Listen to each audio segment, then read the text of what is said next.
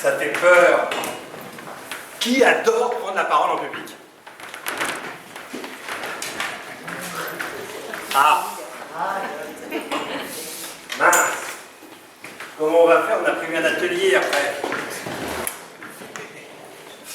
Alors, oui, et ben en effet, je crois que nos statistiques sont invariables depuis qu'on fait des stats sur le sujet.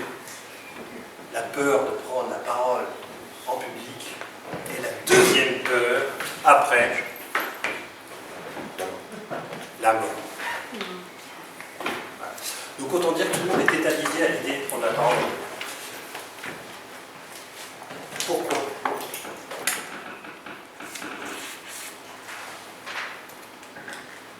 Peur du regard des autres.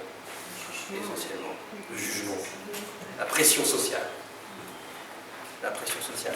Et notre grande difficulté à assumer finalement notre propre singularité, c'est tout le paradoxe du monde dans lequel nous vivons aujourd'hui, à l'heure des réseaux sociaux où tout le monde se narcissise de plus en plus, ben finalement, dès qu'il s'agit d'avoir des regards braqués sur nous, ça devient extrêmement compliqué. Donc en gros, c'est pas sorcier. La seule chose dont vous allez avoir besoin pour prendre la parole en public, c'est un petit peu de confiance en vous et énormément de courage. Il y a quelques années, j'ai une amie qui m'appelle et qui me dit Gilles, j'ai mon fils qui a 22 ans, il vient de finir une école de commerce, il va bientôt commencer ses entretiens d'embauche. Est-ce que tu pourrais l'accueillir dans une de tes formations? Je dis ça tombe bien, dans 15 jours, j'ai une formation avec des adultes, c'est une formation inter-entreprise, donc c'est assez ouvert, je peux accueillir des gens de l'extérieur. Donc j'accueille ce jeune qui s'appelle Bastien, qui a 22 ans et qui vient à cette formation. Et là, gros coup de bol, énorme coup de bol, il y a dans ce groupe d'adultes une dame de 55 ans qui a passé sa vie aux ressources humaines et qui a plus de 1500 entretiens d'embauche à son actif. On peut dire que c'est une experte de l'entretien d'embauche. D'accord? Et on a ce jeune qui vient là pour expérimenter l'entretien d'embauche. Donc on dit très bien, on va faire la formation, on va faire la journée de formation, et puis Bastien, tu vas construire un pitch que tu mettras en pratique le soir avec Marielle. La journée se termine, Bastien arrive, il arrive son tour, il doit pitcher son entretien d'embauche. Donc Marielle s'installe à une table, un peu de façon très formelle, et lui il arrive de façon très classique, bonjour madame, il tend son CV, là il s'installe et il commence son entretien d'embauche de façon assez classique. Au bout de quelques secondes, voire quelques minutes tout au plus, il prend son CV, il le plie, il le range,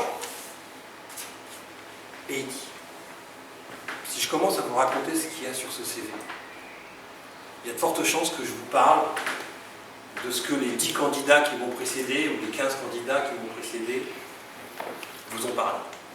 On a tous fait une école de commerce plus ou moins bonne, on a tous fait des stages à l'étranger, on parle tous anglais, bien sûr, si on fait une école de commerce aujourd'hui, on parle anglais.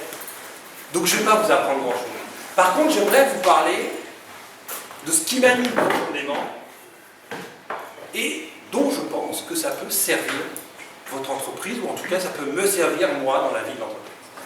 Je suis passionné par la musique, je joue dans un groupe, je suis batteur, je suis guitariste et je suis bassiste.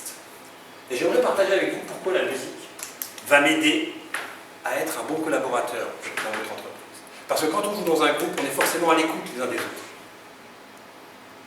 On est forcément attentif à ce qui se passe, parce que parfois il y a un musicien qui peut jouer trop fort, parfois il y a un musicien qui peut être un peu décalé sur le tempo, et là si on est batteur, on a la nécessité de reprendre le lead sur le groupe et de recaler un petit peu tout le monde pour que ce soit pile poil sur le tempo.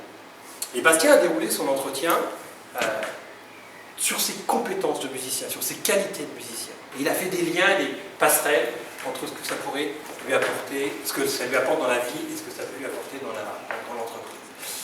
Marielle le regardait avec des yeux comme ça, sans rien dire. À la fin de l'entretien, elle dit cette phrase remarquable. J'ai rêvé toute ma vie d'avoir un jeune comme ça en face de moi. Mon Bastien, il dit « Oh, moi j'ai fait ça pour le jeu de l'exercice, là, mais jamais de la vie je ferai ça en entretien d'embauche. »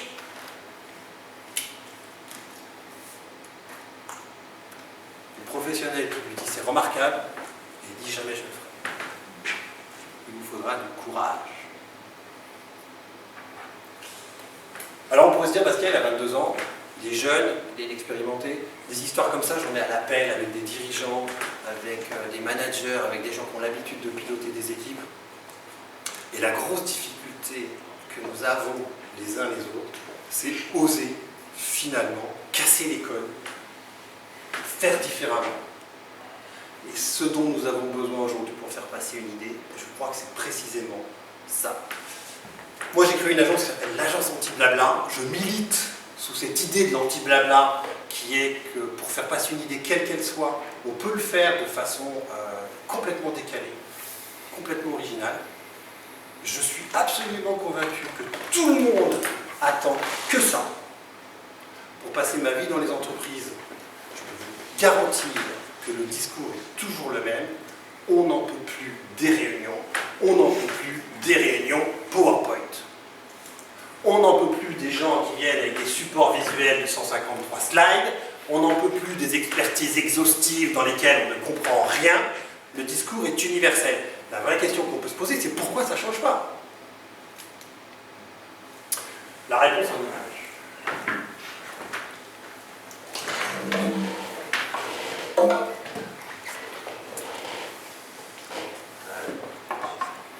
Petite expérience.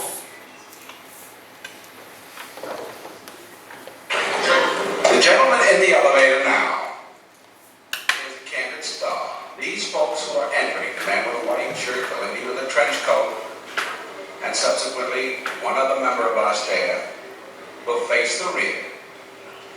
And you'll see how this man in the trench coat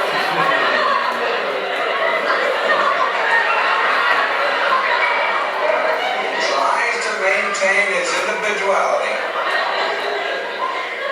But little by little,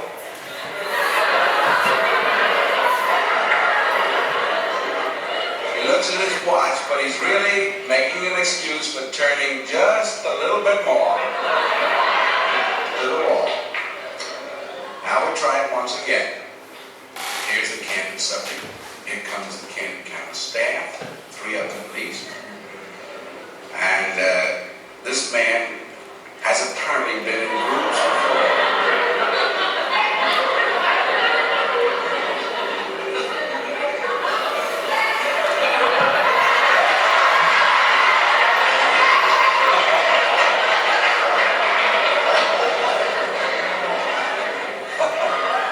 Here's a fella with his hat on in the elevator.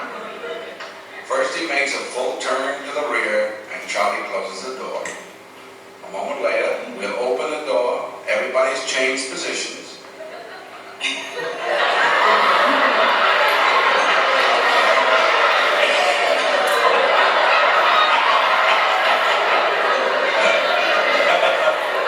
Now we'll see if we can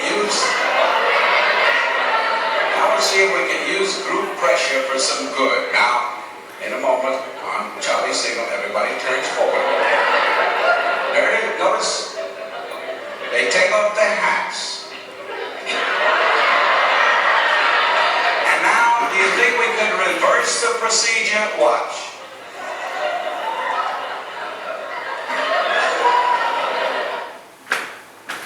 Je pense que sur le dernier, ils ont trouvé un champion du monde. Ah, c'est d'accord. La réponse en image, c'est quoi? C'est que même face à des choses d'une évidence stupide, la pression sociale nous fait avoir des comportements qui ne sont pas les comportements que nous voulons avoir, mais qui sont les comportements dont on pense que les autres veulent qu'on ait. Vous avez là ouais. Ce que je vais vous inviter à faire, peut-être dans le temps de cette soirée, c'est d'essayer de casser ça.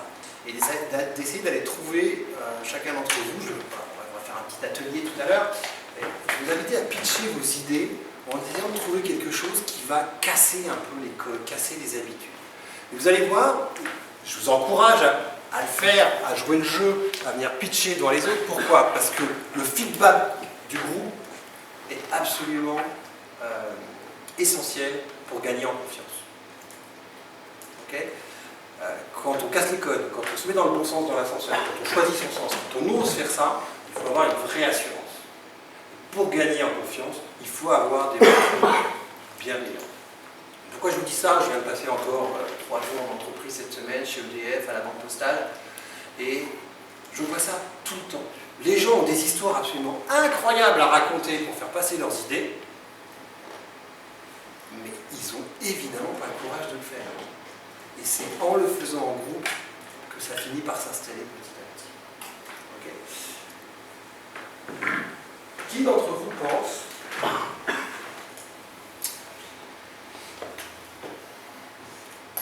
que l'homme est son du singe?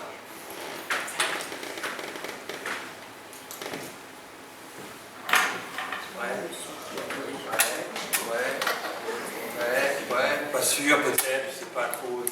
Okay.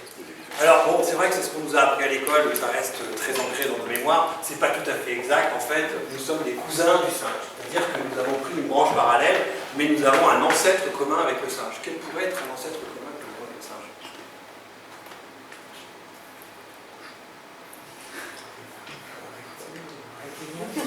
Reptilien n'est pas loin, c'est un truc comme ça. Il y a 2 ans et demi, 3 ans, on a retrouvé en Chine un fossile qui a permis aux chercheurs de modéliser la petite bête que ça représente.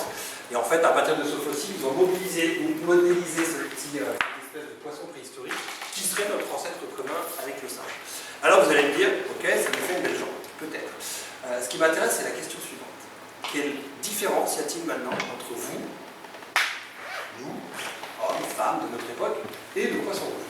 Il y a plein de différences. C'est sûr qu'il y a plein de différences, mais il y en a une en particulier qui m'intéresse. La mémoire, ouais, c'est pas loin. La conscience de soi. Pardon? La conscience de soi. La confiance en soi? La conscience de soi. Hein, c'est pas mal, ça aussi. Sûrement. Probablement. Probablement. Mais on est plus proche de la mémoire. La différence, c'est 1 seconde. Il y a des chercheurs. Il y en a qui s'amusent parfois à faire des trucs. Moi, j'ai du mal à comprendre, mais eux, ils l'ont fait. Ils se sont posé la question de savoir est-ce qu'on peut évaluer la capacité d'attention du poisson rouge. Alors, ils ont mis en place tout un protocole de recherche et ils sont arrivés à dire que le poisson rouge avait 8 secondes de capacité d'attention. Bon, je ne sais pas si le chiffre est vrai, j'aimerais bien voir le protocole de recherche, comment on arrive à ça, je n'en sais rien, on peut discuter. Je vous ai dit qu'on était à 1 seconde du poisson rouge, mais avant ou après?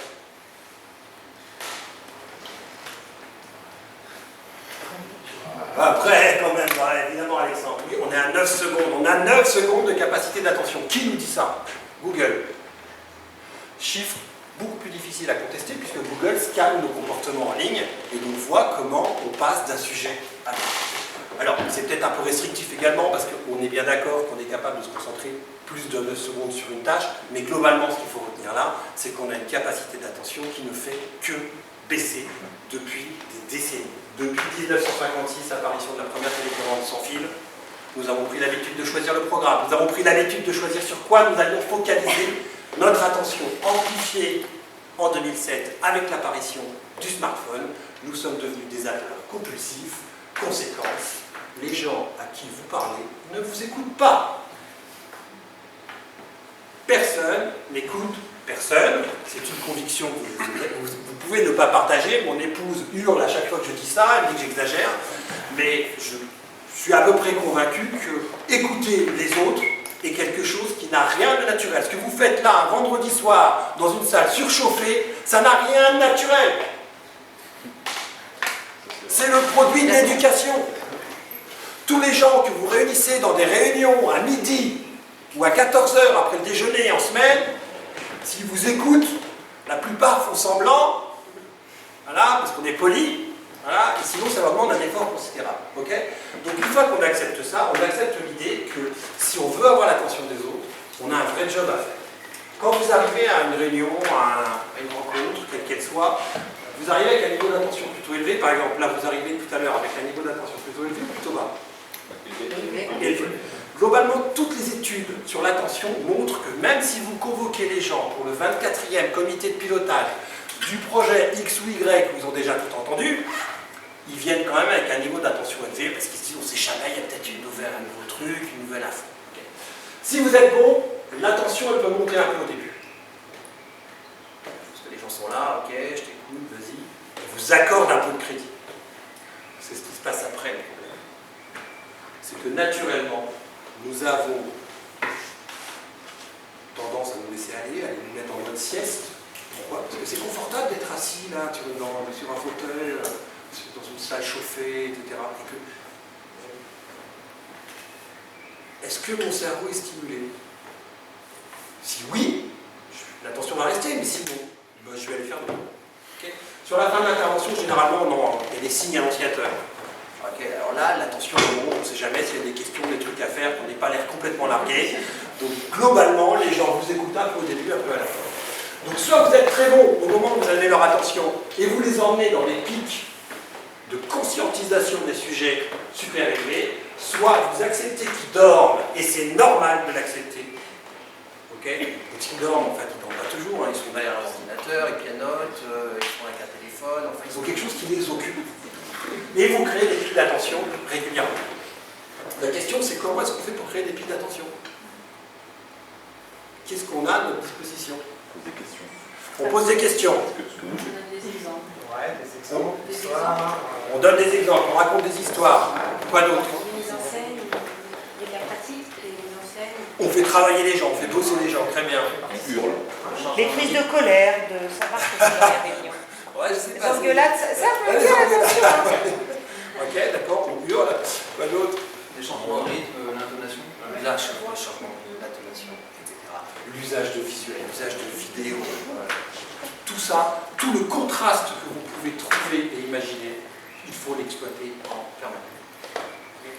Je vous rappelle 9 secondes. Tac, 9 secondes. Tac. Je crois que les comiques, dans les comiques qui font du stand-up, ils disent qu'il faut une blague toutes les 8 secondes. On peut s'inspirer d'eux. Hein. Ok.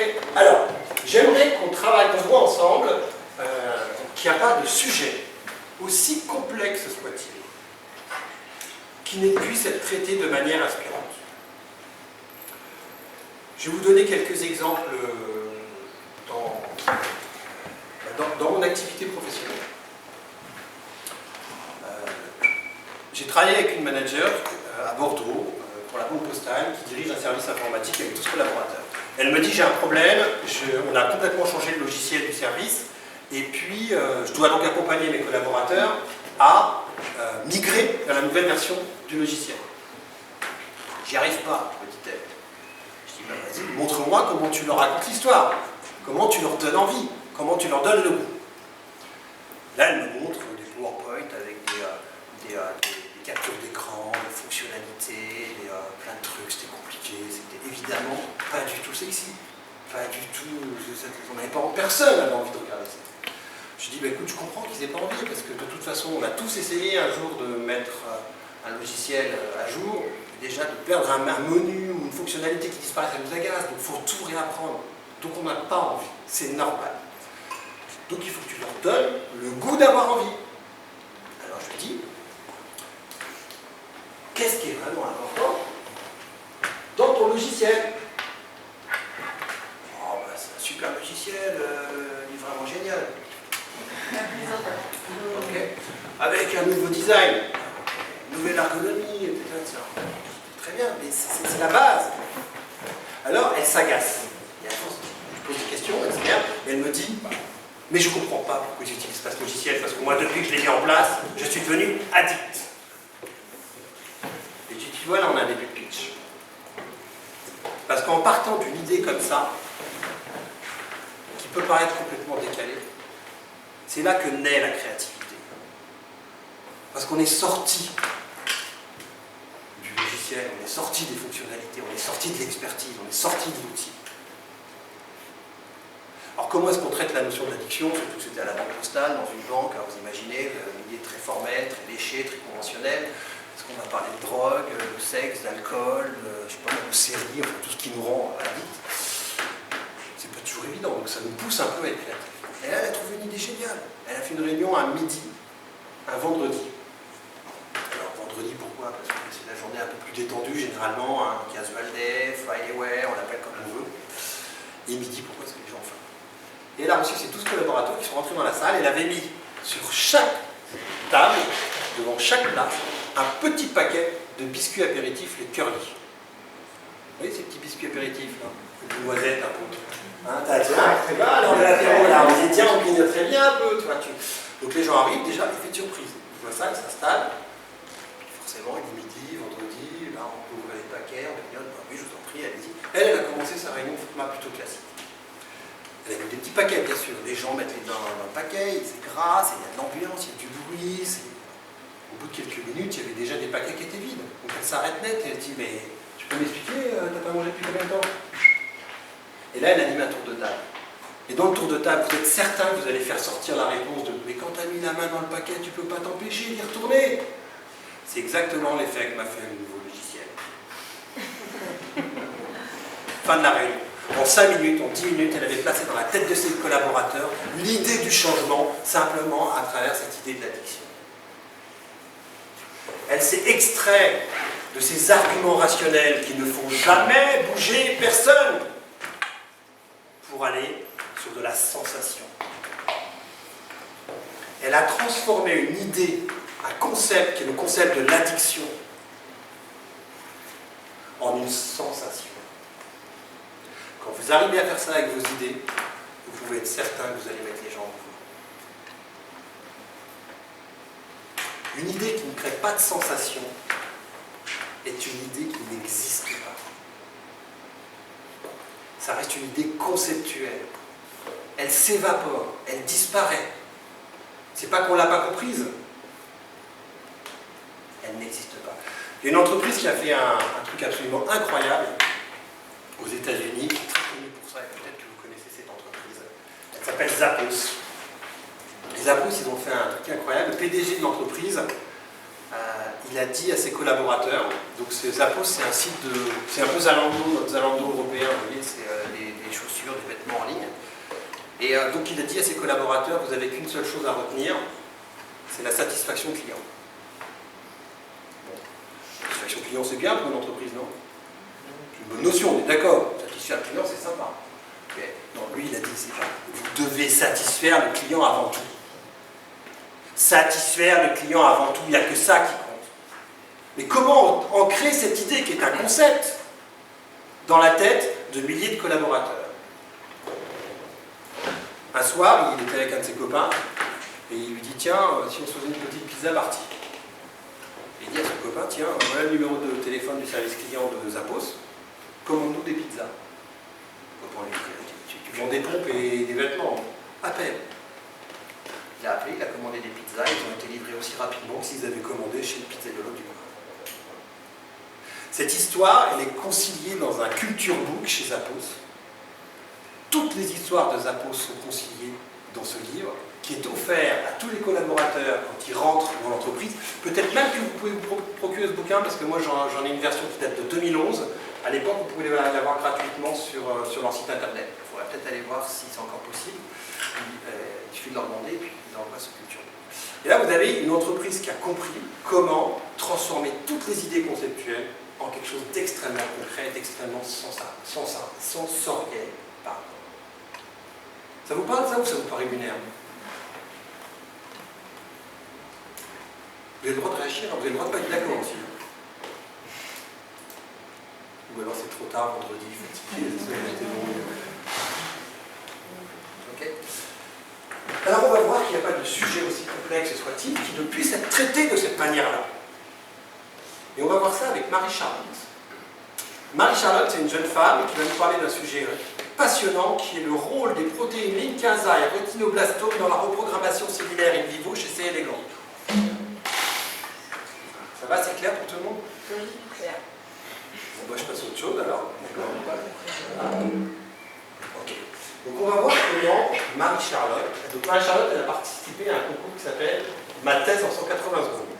Ça vous parle? Si vous avez déjà vu des thèses en 180 secondes, c'est génial, c'est 3 minutes pour convaincre en fait, les enseignants d'aller lire des pavés de 500 pages qui sont souvent impitables. Okay. Alors, comme l'enceinte s'est déconnectée parce qu'elle s'éteint, il faut que je la reconnecte. Une seconde.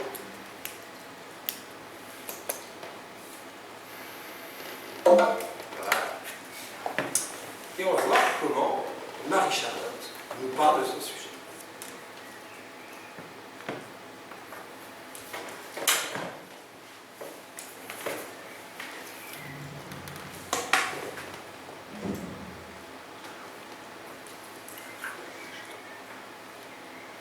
Alors, je suis biologiste.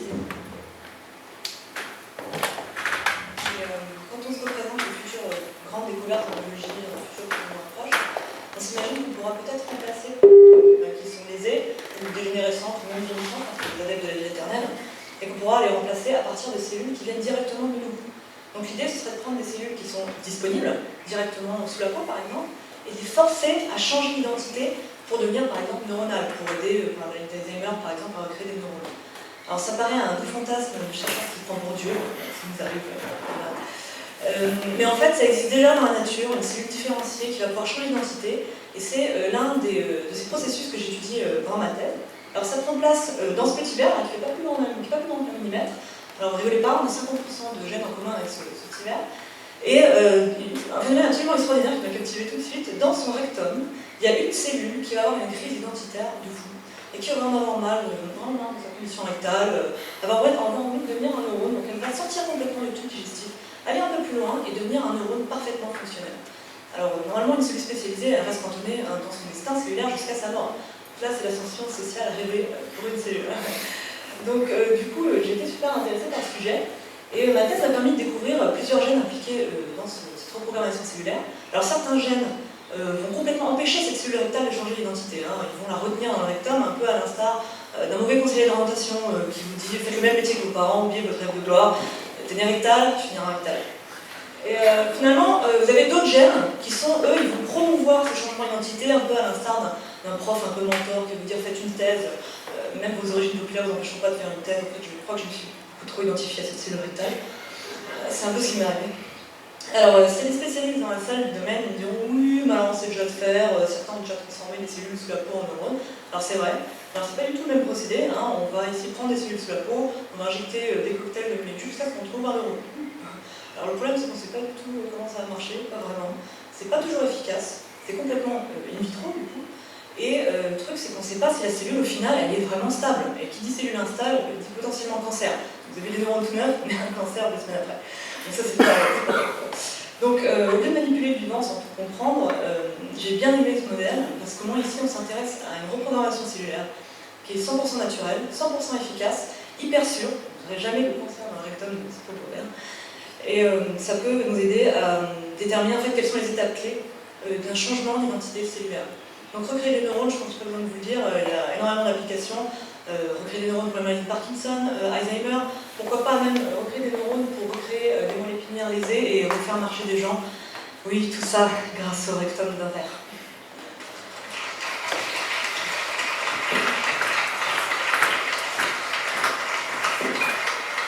Est-ce que c'est plus clair?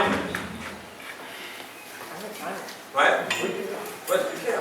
Vous seriez capable de me répéter les 5 lignes de son titre de thèse? Non? Ouais. Non, non. Difficile de répéter 5 lignes de texte. Par contre, vous seriez capable de répéter cette histoire? Ouais. Ouais, globalement, avec vos mots à vous seriez capable. Okay. Donc, une histoire de 3 minutes, c'est une page à 4 complète. D'accord? 5 lignes de texte, on les a entendues il y a 3 minutes, on ne sait pas les répéter. Par contre, on sait répéter une page à 4 complète. Pourquoi? Qu'est-ce qu'elle met en place pour que ça marche? Qu'est-ce qu'elle a fait? Scénarisé. Il y a un scénario. Quoi d'autre? Je fais des comparaisons. Comparaison. L'humour. Il y a de l'humour.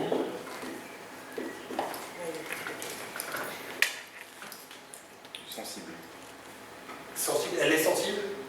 Elle met une part de son histoire. Tout à fait. Alors je mets quoi comme ça? Personnalisé. Elle s'implique? Oui. Il y a une personnalisation. C'est une incarnation. Vert. C'est ça. Incarnation.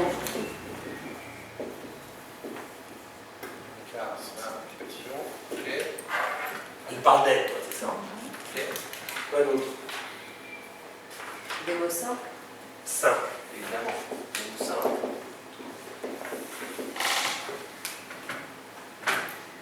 Il y a surtout le fait qu'elle a choix pour le provoque, de s'appuyer sur le rectum, qui n'est pas forcément quelque chose qui va être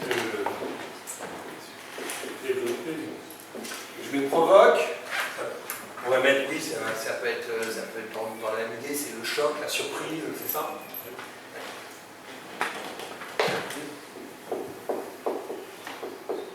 Ok. Vous voyez d'autres choses? Elle raconte une histoire, ça. Une histoire, évidemment. C'est ça.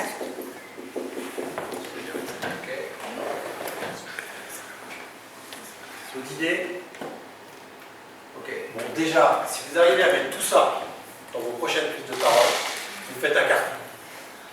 Vous faites un carton plein. Vous faites un carton plein, les gens vont vous aimer, les gens vont vous adorer, les gens vont parler de vous, les gens vont vous rappeler, les gens vont vouloir faire comme vous. Vous allez devenir la personnalité inspirante de votre entreprise. Vous allez devenir la personne qu'on veut côtoyer. Pourquoi? Parce que personne ne le fait. Ça fait des années qu'on parle de storytelling dans les entreprises, personne ne le pratique. Parce que personne n'a le courage de se mettre dans l'ascenseur dans le sens qu'il souhaite. Mais racontez des histoires, vous allez voir comme vous allez changer le monde. Ça vous parle ce que je vous dis ou ça vous paraît lunaire? Alors comment est-ce qu'on fait pour raconter une histoire? Sur un sujet technique. Parce que c'est ça le problème. On va bien le problème. Contexte. Ah, on pose le contexte. Ah, t'es déjà dans le scénario. Là. Mais avant ça, pour parvenir à raconter une histoire, Déjà la comprendre. pardon, il faut savoir ce qu'on veut dire. Maîtrise le sujet. Oui, mais c'est plus profond que ça. Il faut savoir ce qu'on veut dire. Maîtriser le sujet, j'ai aucun doute que tous les gens qui sont ici, dans leur environnement professionnel, vous maîtrisez vos sujets de façon remarquable. J'en suis persuadé. Par contre, je suis beaucoup moins persuadé du fait que vous sachiez ce que vous avez à dire quand vous prenez la parole. Okay. Comment est-ce qu'on arrive à l'idée de l'addiction pour parler d'un nouveau logiciel? On y arrive parce qu'on se pose cette question. S'il n'y avait qu'une seule chose à retenir dans ce que j'ai à dire, c'est quoi? S'il n'y avait qu'une seule chose à retenir. Hier, j'étais avec la Banque Postale. Je vous ai dit, j'avais quelqu'un dans le groupe de travail qui doit faire une présentation la semaine prochaine à Philippe Himes, qui est le nouveau président de la Banque Postale. Elle avait les chocottes. Okay. Son sujet, elle me pose son sujet, elle me dit oui, bah moi j'ai 5 minutes, il y aura 200 personnes, elle était complètement paniquée à l'idée de se retrouver devant ces 200 personnes.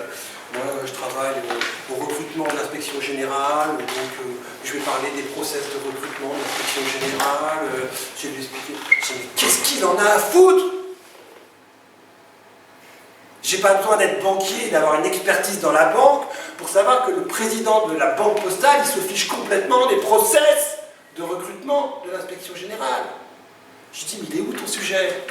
De oui, mais parce qu'il y a ci, il y a ça marche pas bien, et ceci, et cela. Je m'en fous, trouve un truc qui marche, mais ça, d'accord. Voilà. Et au bout d'un moment, on finit par trouver un sujet intéressant. Mais le sujet, il est bête, il est simple, il est limpide. C'est la question de l'attractivité. Et une fois qu'on a compris que ce qui était important, c'était ça, et qu'il n'y avait qu'une seule chose importante, on arrête de faire des PowerPoint avec des contenus insupportables, avec des contenus indigestes, et on va sur l'essentiel. Et l'essentiel pour elle, devant Philippe Himes, c'est de dire on a un problème d'attractivité à l'inspection générale. Parce que nos process, ils sont super. Et c'est vrai qu'ils sont super, leurs process. Donc il y a un problème parce qu'on ne sait pas où ça coince. Et c'est ça qu'il a envie d'entendre. Et quand on commence à parler d'attractivité, au lieu de mettre des PowerPoint avec des statistiques, avec des courbes, des tendances, eh bien, on trouve des idées. Alors si je vous parle d'attractivité, qu'est-ce qui vous vient comme idée?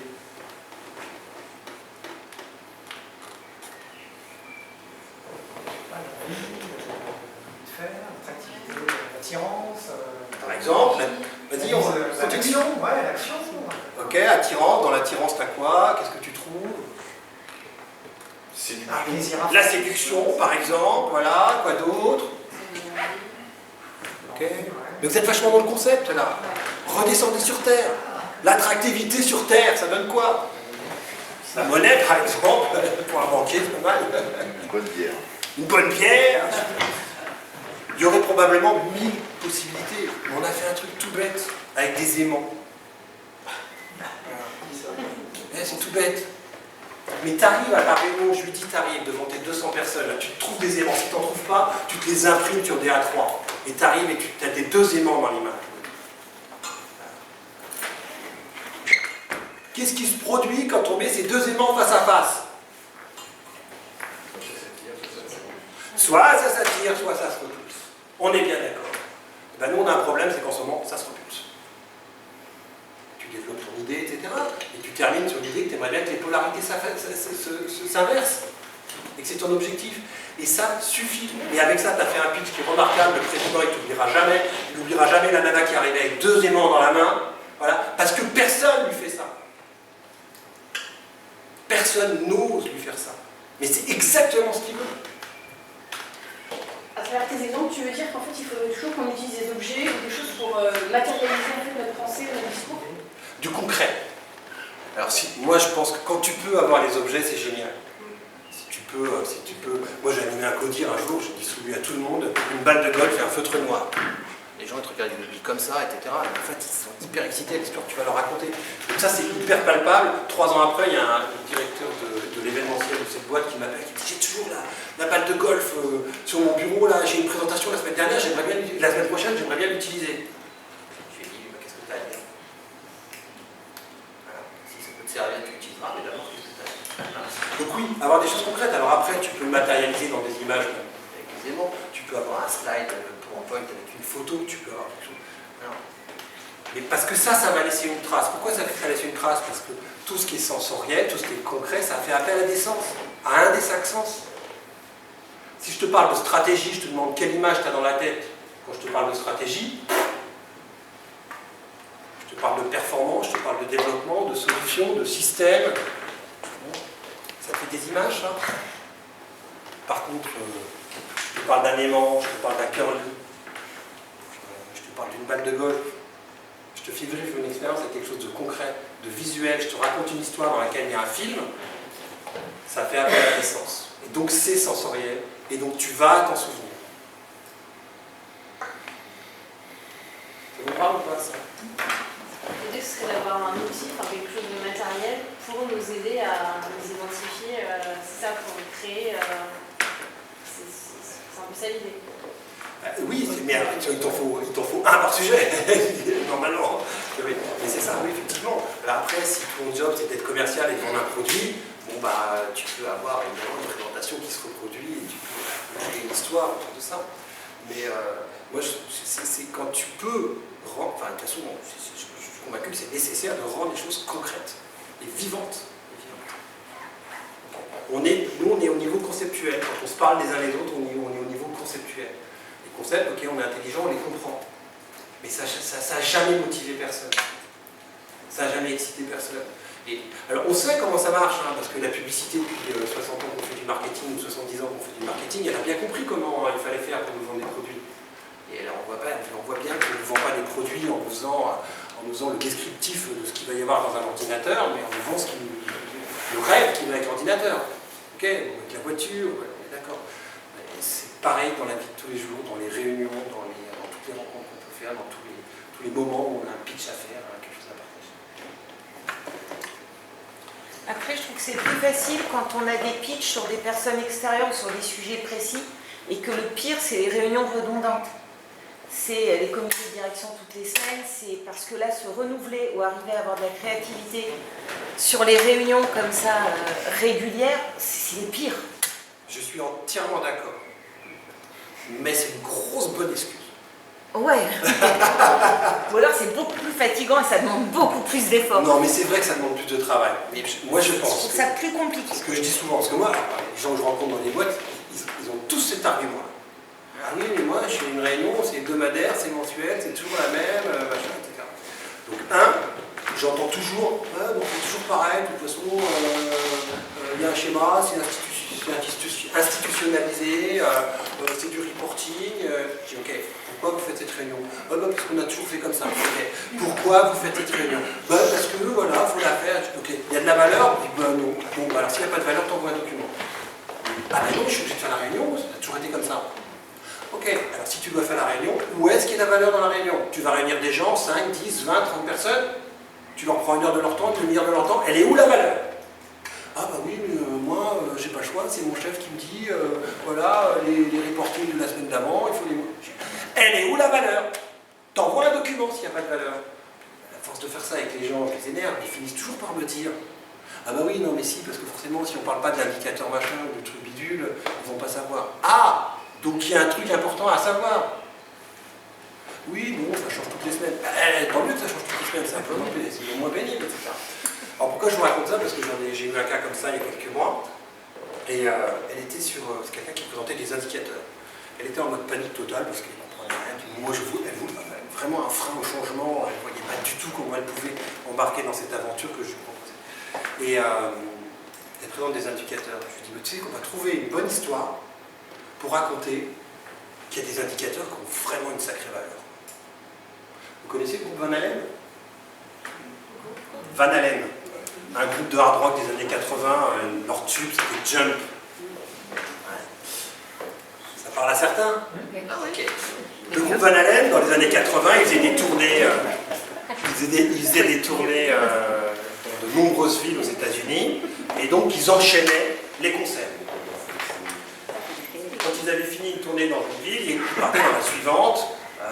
Les camions de matériel les avaient précédés, étaient arrivés la veille ou 2 jours avant, et pour les organisateurs, il y avait un cahier des charges pour mettre en place toute cette technologie, toute cette technique, tous ces moyens techniques qui étaient extrêmement précis.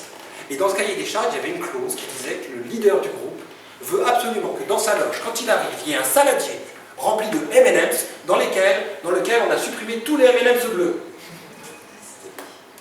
Caprice de star. Pas du tout. Oui, t'as raison, je dis les bleus parce que je préfère le bleu, mais dans le cahier des charges, c'était les M&M's marrons. Tout à fait, il y a des experts dans le groupe. Le problème, c'est quand vous avez des experts dans les réunions, c'est... Ok. Le leader du groupe arrivait sur son lieu de concert, la première chose qu'il faisait, c'était d'aller dans sa loge. Il regardait s'il y avait le saladier, s'il y avait les M&M's marrons ou pas. Si la clause était respectée, il savait à ce moment-là qu'il pouvait se concentrer sur son concert, qu'il pouvait passer une soirée sympa avec ses musiciens, etc. Si la clause n'était pas respectée, il savait absolument qu'il devait faire tout le tour de l'installation technique pour s'assurer qu'il y ait les bonnes puissances électriques pour tous les amplis, etc. De façon à être sûr que le concert se passerait dans de bonnes conditions. Voilà comment un indicateur précis lui permettait de gagner énormément de temps s'il en était besoin.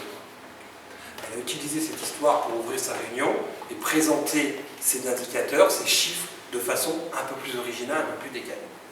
Alors oui, la semaine prochaine, on fait comment? Qu'est-ce qu'on va trouver comme histoire? Je te l'accorde, c'est compliqué.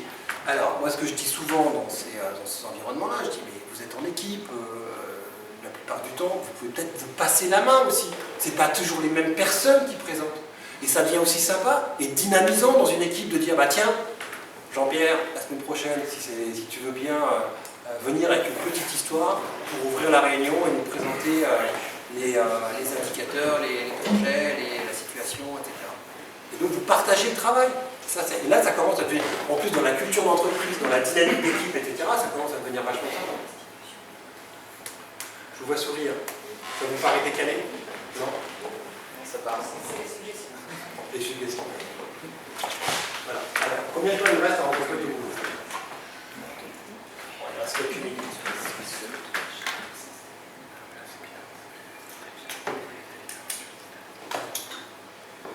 Alors, il y a un chercheur en neurosciences qui nous dit ça, c'est une image de notre cerveau. D'accord? C'est pas évident tout de suite.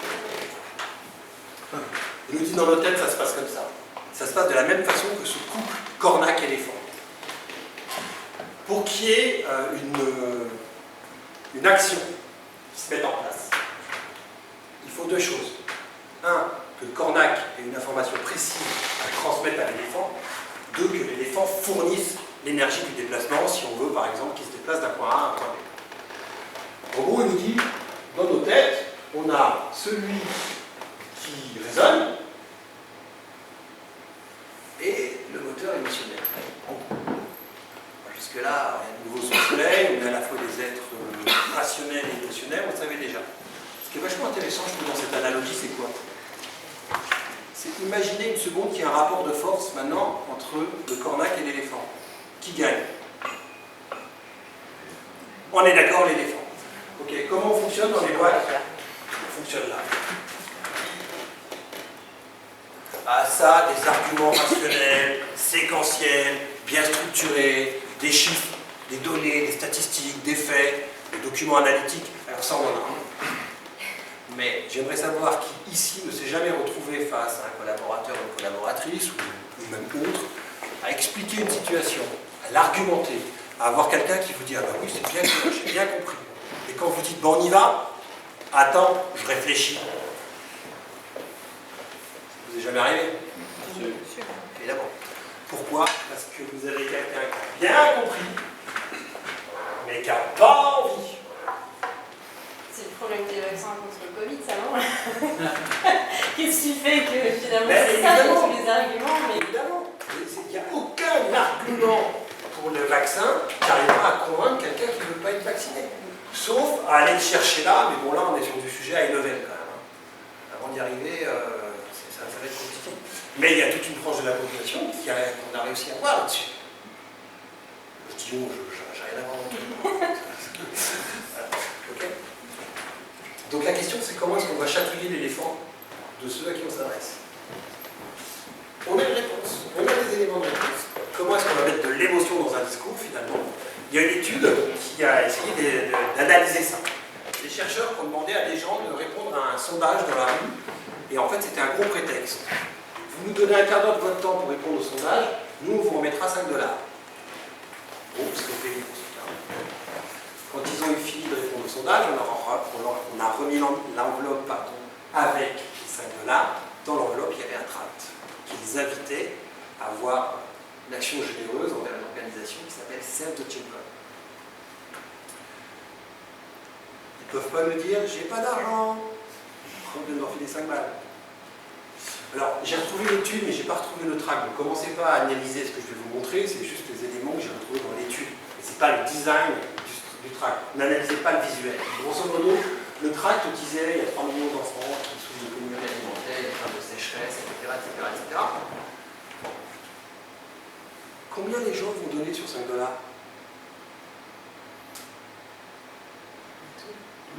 Tout. Bah ouais, évidemment. Ils ont donné en moyenne 1,14 $. Alors on a fait un autre groupe test. Et on a changé le tract.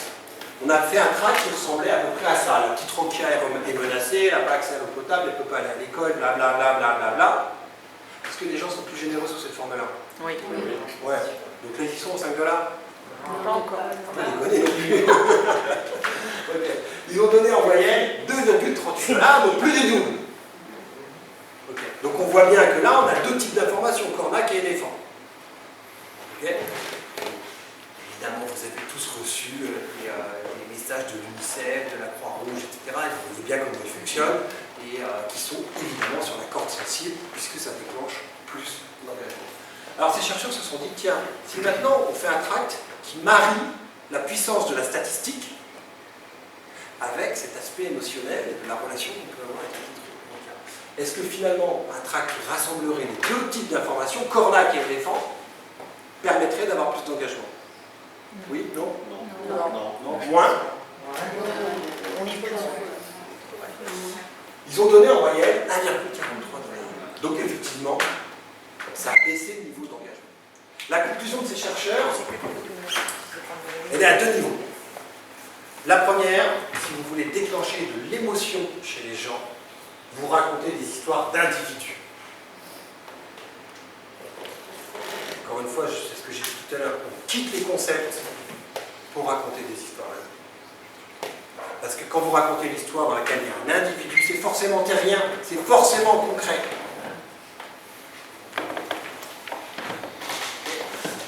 La deuxième chose, c'est que quand vous donnez aux autres de l'information sous la forme rationnelle, la donnée, la statistique, du fait, vous allez les mettre dans une disposition de pensée qui est une disposition de pensée analytique. Et la disposition de pensée analytique, elle permet de comprendre, ok, mais elle va même aller jusqu'à tuer la part d'engagement que vous avez créée en étant sur le registre émotionnel. Donc bien sûr, l'idée, c'est pas de dire, bon, on laisse tomber les données, les informations, les tableaux, c'est pas ça. Il nous en faut, évidemment, dans les organisations pour prendre des décisions. Mais comment est-ce qu'on vient doser cette quantité d'informations par rapport à nous? Et comme de toute façon, depuis des décennies, depuis tout le temps, je dirais, on est dans les organisations sur le registre clandakien, on a de la marge pour aller sur l'éléphant. Je vous parle ça ou... Et dernier petit truc pour que vous puissiez aller bosser avec vos pitchs. Vous connaissez Simon Sinek? Je suis sûr que vous connaissez Simon Sinek. Non? Simon Sinek, les conférences TEDx. Ça parle des conférences TEDx? Tout le monde connaît les conférences TEDx? Ouais. TEDx, Simon Sinek. Une conférence hyper connue.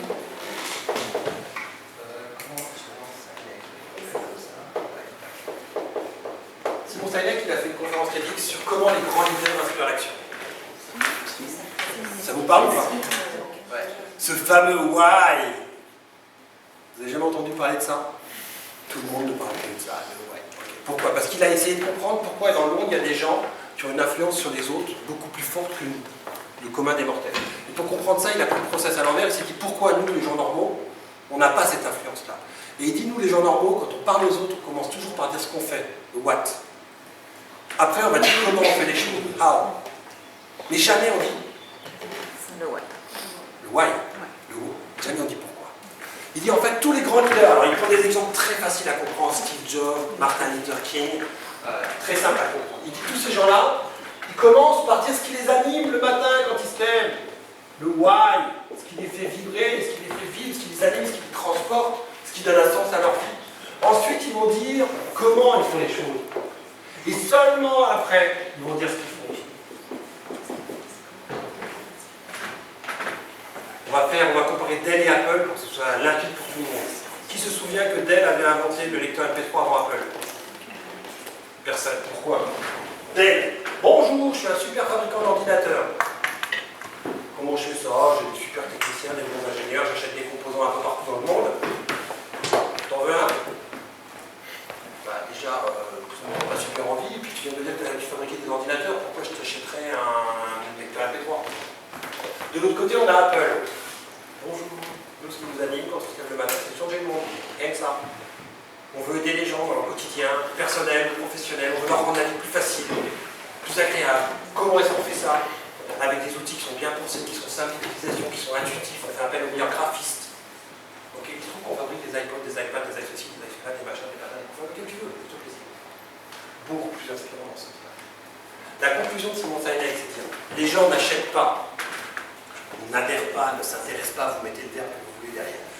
Ils n'achètent pas ce que nous faisons, mais ce en quoi nous croyons, ce qui nous anime profondément. Et comment est-ce qu'on va traduire ce why? C'est là que lui ne le dit pas, ça c'est Simon Sinek, c'est une petite touche personnelle ça. Comment est-ce qu'on traduit un why?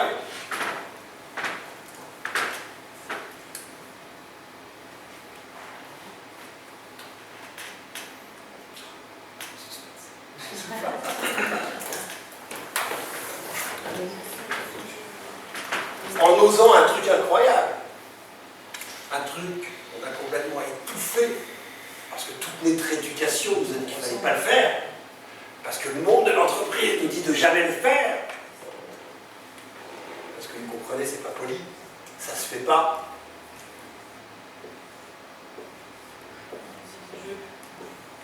De dire je, d'exister.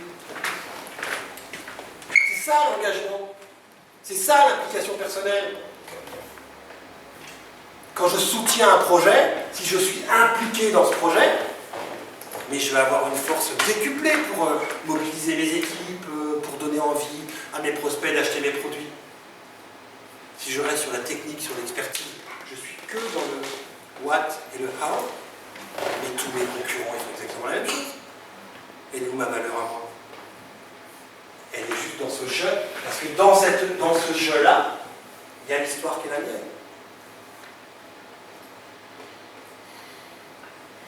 Il y a l'histoire qui rend vivant mon projet, mon produit.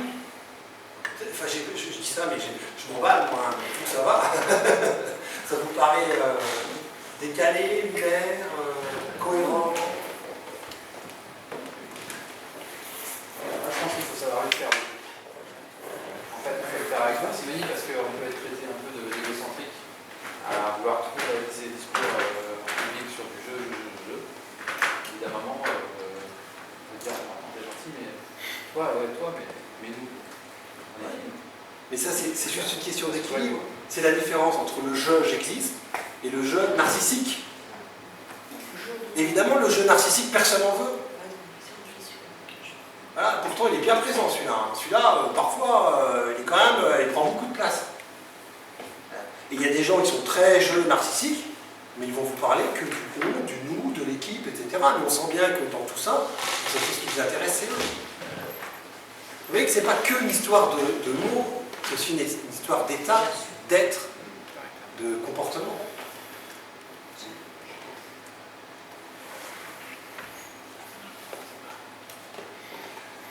Alors, On oublie quand même une chose, c'est que dans un certain nombre de communication, on a un émetteur, on a un récepteur.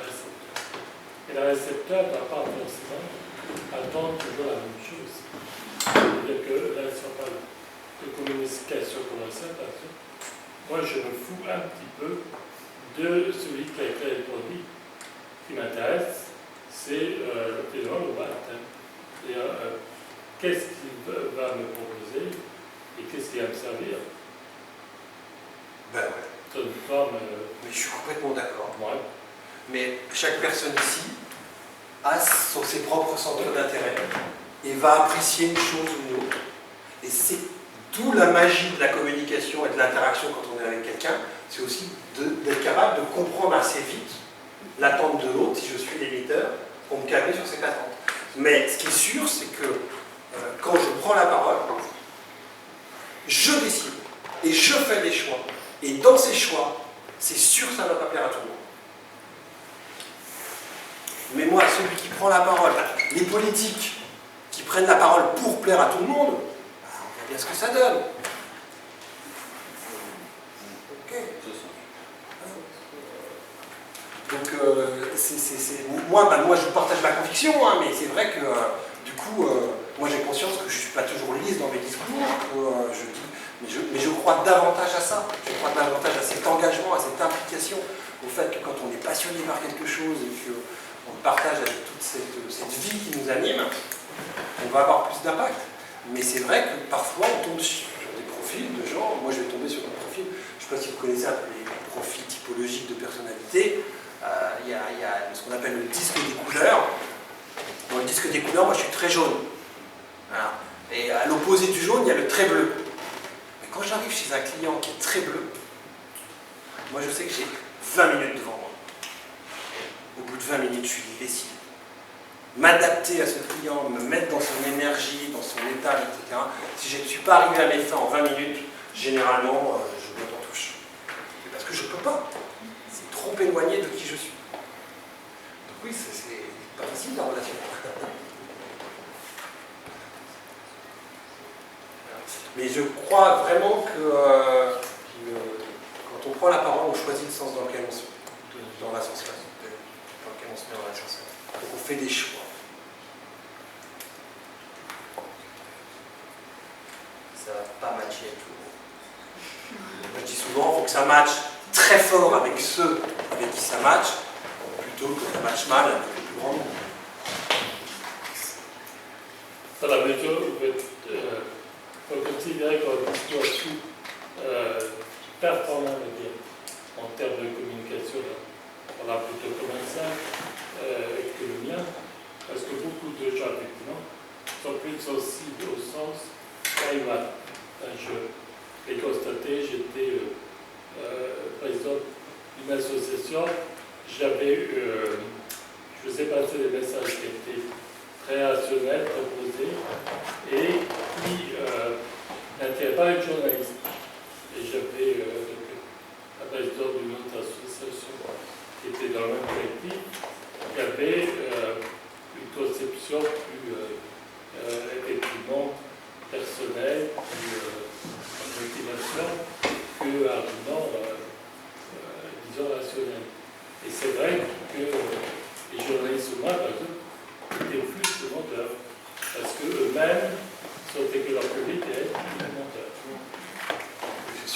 journalistes ils vont être assez demandeurs et très friands des histoires, des sujets.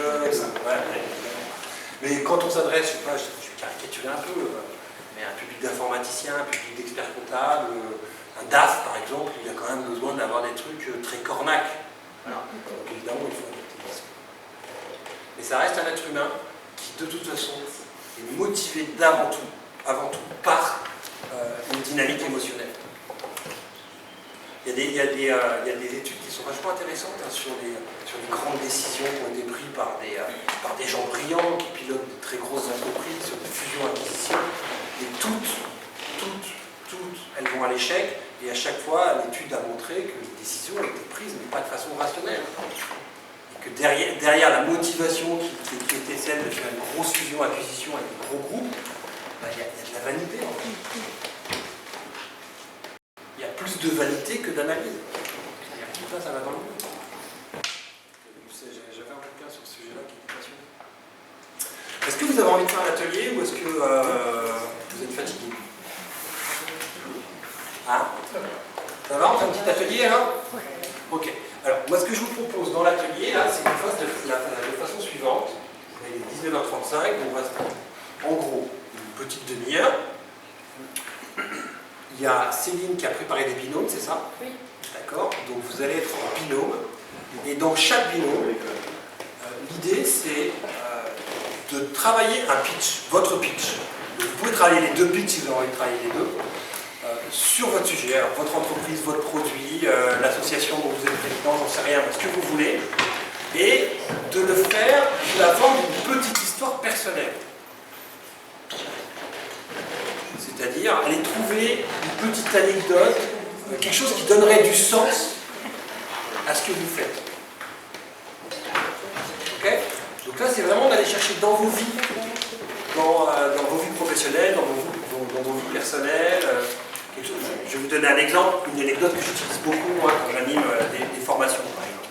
Je joue souvent des formations avec cette histoire où je dis, donc moi j'ai 3 enfants, j'habite à Nieul-sur-Mer. Comme je suis beaucoup en déplacement, je ne m'occupe pas beaucoup des affaires familiales pendant la semaine. Mais là, ce jour-là, c'était un mercredi, donc je dis à mon épouse, je vais emmener Elliot à son cours de tennis. Ça me donne bonne conscience. Et donc, je pars au club de tennis avec Elliot qui avait 6 ans, et Marin avait 2 ans et demi à l'époque. Et il me dit ce que je peux dire, je dis, là, tout le monde part au club de tennis. Arrivé là-bas, Elliot va faire son tennis, et moi, je me retrouve avec Marin qui connaît tout le monde, parce qu'il vient tous les mercredis avec mon épouse. Alors, il va faire des bisous à tous les parents qui sont là, et puis il va dire bonjour à Marie-Christine, qui est la jeune femme qui sert les cafés à tout ce petit monde. Et pour dire bonjour à Marie-Christine, il contourne le bar. Et il voit sur le bar la tourelle de Sucette Choupa Choups. Bout de choupe 2 ans et demi, il tend les bras vers cette tourelle et papa, Sucette. Ce jour-là, moi je dis non. Marie-Christine, solidaire, sympa Marie-Christine. Regarde le bout de chou et prend une sucette et écoute, oh, c'est le chef. Comme tous les parents, je réagis et je dis, Marin, qu'est-ce qu'on dit? Le gamin, il regarde Marie-Christine et il fait 2. Voilà. J'adore cette histoire parce que c'est une anecdote que j'utilise beaucoup dans mes conférences ou dans mes formations parce que je trouve que c'est vraiment le point de départ de tous nos problèmes de communication. Nous ne sommes pas dans la tête des autres et l'implicite des uns n'est pas l'implicite des autres. Pour ça qu'il faut se parler de façon concrète. Parce que dès lors qu'on va sur des niveaux d'abstraction trop élevés, on a des perceptions du monde qui sont tellement différentes que souvent on tourne autour du pot alors qu'on est d'accord et on est capable de discuter pendant des heures avec des gens avec qui on est d'accord pensant qu'on n'est pas d'accord. Ça vous est jamais arrivé? Évidemment. Okay. Donc je vous donnais cet exemple, voilà. Ce qui me semble intéressant là, c'est peut-être de dire, voilà, sur vos sujets, quelle histoire personnelle vous pouvez aller chercher pour donner du sens à ce que vous faites. Ça vous va comme consigne? Ouais.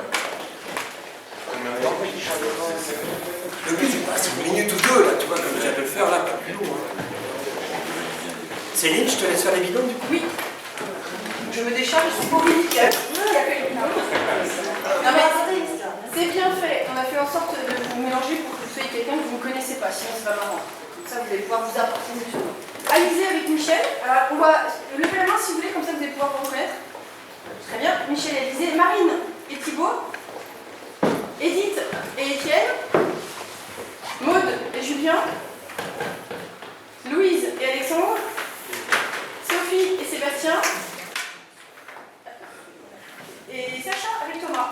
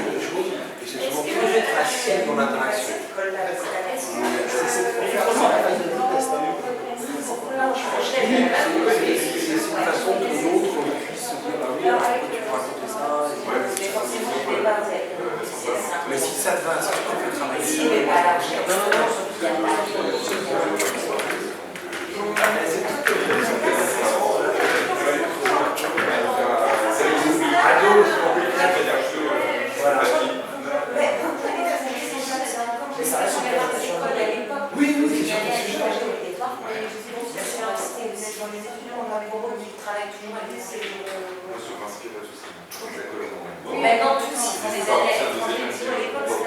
Oui, Ah non, mais il y